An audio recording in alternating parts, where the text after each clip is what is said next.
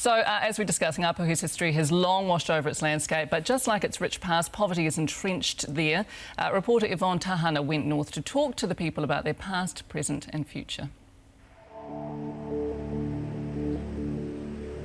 Hokianga nei, me ona kōrero, me ona piki ona heke, me ona mea katoa o tēnei au I roto I a tātou te Māori.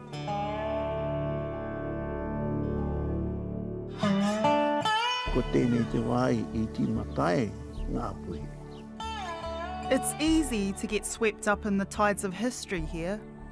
We're the closest to the place of their arrival and their beginnings, and that's a huge understanding to carry in your mind that that's what you are. You know? The perception from outside of Ngapuhi is that everyone just fights. I don't think you can avoid what's in your history or your genetics. A tātou o rakau tātou I noho rangi Māori e aroha e tai makahu I te tai hapu ki te whawhai a rātou anō. What is it to be a Ngapuhi? I think the first measure I would apply, this is to a male and female, are they committed to their marae? That's the first measure. I think it's that ability to question anything and anyone, and abrasiveness, but an abrasiveness that they would not wish to have too close to them. Te kura takiwa o Oponone kids have that confidence in spades. Here's their tribal countdown. 20% Ngapuhi live at home. Koenei tēnā mō te iwi Ngapuhi kōrero ana I te reo Pākehā anake. Only 7% of Ngapuhi have a degree. Median income.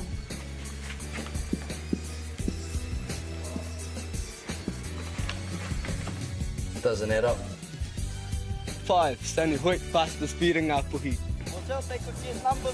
We always have to struggle with just nothing, really.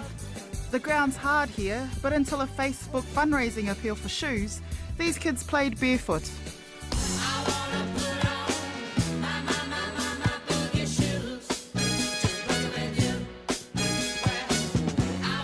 How come you fellas didn't have shoes? I think the cheapest boots out of all of these is like 140. How'd you feel when you got them? Oh mate, I was over the moon. So what does poverty look like for these kids? For some of them, it could be going without meals. It could mean also that some homes may not have electricity and running water, just the basic essentials. Do these kids do it tough? They do it tough. They really do, but you know, they've got beautiful souls, and I really think that if you can overcome those challenges, well, when you're ready for the big world, you will overcome anything that you set your mind to.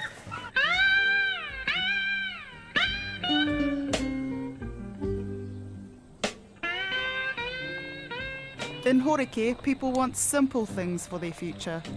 Well, for a start, tāsiel the schroeders, get the schroed tāsiel and all that. I'm a howling wolf.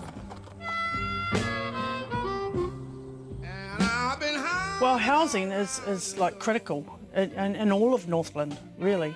And we're no different in our little towns here. If you haven't got a job, you can't be fixing windows that are broken or fixing the roof if it's got a leak in it. But is it hard to live like this? To get cold in the winter and these sorts of things? Freezing. You need a ceiling. Yeah, it's freezing, but got a fireplace. The majority of them live on the benefit. What do you wish for them here? Jobs. You know, a future. Well, we have to create it ourselves. And there's a lot of people around here with their own land that can create work for our kids.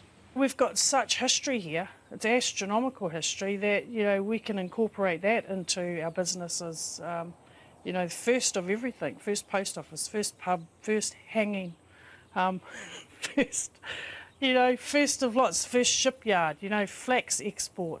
We've got all of this in our memories that we want to try and reignite you know, the valley and the districts, so that our kids and their kids don't have to go to Australia to work, you know, that they can stay at home for mahi. Settlements just over the horizon, but there's also a distant vista that inspires. When I look at this place and I see the rough bar conditions down on the harbour, and my mind goes to Nukutawhiti coming in during a storm, it makes you realise what special people and what special beliefs our ancestors had, which came together in a commonality of purpose with whatever they were doing. And that's what gave them their confidence.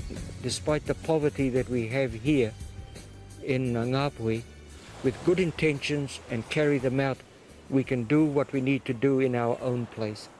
And I think that's a huge blessing.